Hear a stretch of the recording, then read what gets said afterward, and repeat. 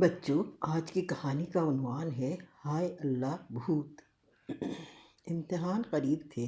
رات بھر پڑھ پڑھ کے پچھلے پہر آنکھ لگ ہی تھی کہ کسی نے جھنجھوڑ کر جگا دیا۔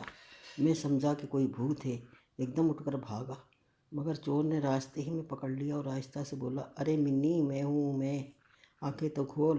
اب جو آنکھیں کھولیں تو ارے آپا جان، آپ بولی، اور نہیں تو کیا چور، سن تو صحیح یہ آوازیں کیسی آ رہی ہیں۔ میں نے کان کھڑے کیے تو ایسا معلوم ہوا جیسے کوئی درد کے مارے کر رہا ہے، اوں اوں۔ کوٹری میں سے اور ہم سب کی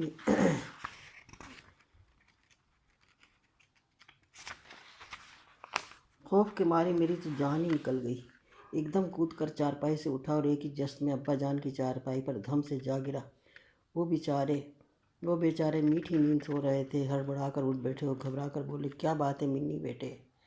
بھوت، میں نے کانپتے ہوئے کہا، اوپر چھت پر بھوت ہے۔ اس ہڑبونگ میں امی جان کی بھی آنکھ کھل گئی تھی اور وہ سوالیہ نشان بنی ہماری صورت تک رہی تھی۔ منی کہتا ہے اوپر چھت پر کوئی بھوت ہے، سوتے میں ڈر گیا ہے شاید، ابا جان نے امی کو سمجھایا۔ وہ بولی، ہے میں نہ کہتی تھی اس گھر میں ضرور کوئی نہ کوئی آسیب ہے۔ کل دوپہر میں بھی اوپر گئی تھی کہ اس کوٹری کو کھول کر دیکھوں، مگر یہ دہشت ناک آوازیں سن کر الٹے پاؤں لوٹ آئی تھی۔ ابا جان بولے، کیسی باتیں کرتے ہو، بچے تو خیر بچے ہیں، تم بڑھاپے میں جن بھوتوں سے ڈرتی ہو، چلو بیٹا مجھے دکھاؤ کہاں ہے وہ بھوت۔ اوپر پہنچے تو آپا جان نے کہا، میں سو رہی تھی کہ مجھے کسی کے رونے کی آواز آئی، ایسا لگتا تھا جیسے کوئی کسی کا گلا گھونٹ رہا ہے۔ ابا جان بولے، بیٹی شاید پڑوس میں کسی کو کوئی تکلیف ہو۔ نہیں ابا جان، یہ آواز تو یہیں کہیں سے آ رہی ہے، آپا جان نے کہا۔ ابا جان نے پوچھا، یہیں کہیں یعنی؟ آپا جان نے کہا، اس کوٹری میں سے۔ اور ہم سب کی نگاہیں کوٹری کے پرانے کرم خوردہ دروازے پر لگ گئیں جس پر ایک زنگ لگا تالا پڑا جھول رہا تھا۔ چھت پر صرف وہی ایک کوٹری تھی۔ ابا جان آہستہ آہستہ کوٹری کی طرف بڑھے اور قریب پہنچنے بھی نہ پائے تھے کہ اندر سے کسی نے ڈانٹ کر کہا، غرر غرر۔ امی جان لرز کر بولی، ہے خدا کو مانو، ضرور کوئی بھوت ہے۔ ابا جان، صبح کو کیوں نہ دیکھیں، میں نے ہونٹوں پر زبان پھیر کر کہا۔ امی جان شیپا کر بولی، ہاں صبح کو کوئی دور تھوڑی ہے، پھر اس وقت تالا کھولنا بھی تو مشکل ہوگا۔ آپا جان نے بھی امی جان کی ہاں میں ہاں ملائی اور معاملہ صبح پر چھوڑ دیا گیا۔ ہمیں پاکستان آئے کافی عرصہ ہو گیا تھا، مگر ابھی تک ٹھور ٹھکانہ نصیب نہ ہوا تھا۔ ویسے ابا جان کو لاہور میں ایک دکان مل گئی تھی اور ہم لوگ اپنے ایک رشتہ دار کے یہاں رہ رہے تھے۔ آخر بہت دوڑ دھوپ کے بعد یہ مکان ملا تھا۔ اس میں 2 کمرے تھے، وہ بھی چھوٹے چھوٹے۔ ایک ٹوٹا پھوٹا باورچی خانہ تھا اور اوپر چھت پر ایک کوٹری تھی جس میں وہ کمبخت بھوت تھا۔ جس رات یہ واقعہ پیش آیا، ہمیں اس گھر میں آئے ہوئے تیسرا دن تھا۔ نیچے کے کمرے تو ہم نے جھاڑ پونچھ کر ٹھیک کر لیے تھے، مگر اوپر کی کوٹری ویسے ہی چھوڑ دی تھی کہ پھر کبھی فرصت میں اسے دیکھیں گے۔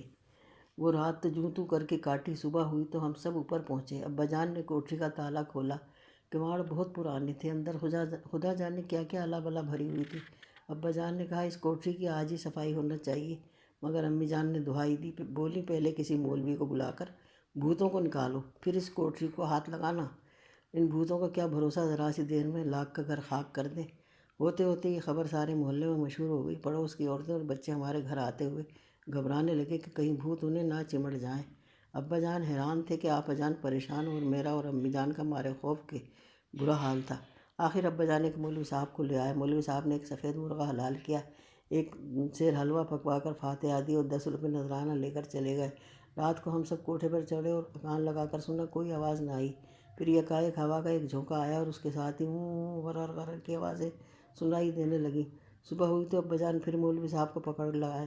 انہوں نے پھر کچھ بڑا پھونکا اور 5-7 روپے لے کر چلتے بنے، لیکن وہ آوازیں کسی صورت بند نہ ہوئیں۔ آپا جان جل کر بولی، اے امی، بھوت ووت کوئی نہیں ہے، کوئی اور ہی بات ہے۔ امی جان بولی، چند کتابیں پڑھ کر تیرا تو دماغ خراب ہو گیا ہے۔ لو، بیگم صاحبہ بھوتوں کو بھی نہیں مانتی۔ میں کہتی ہوں یہ بہت بری بلا ہوتی ہے۔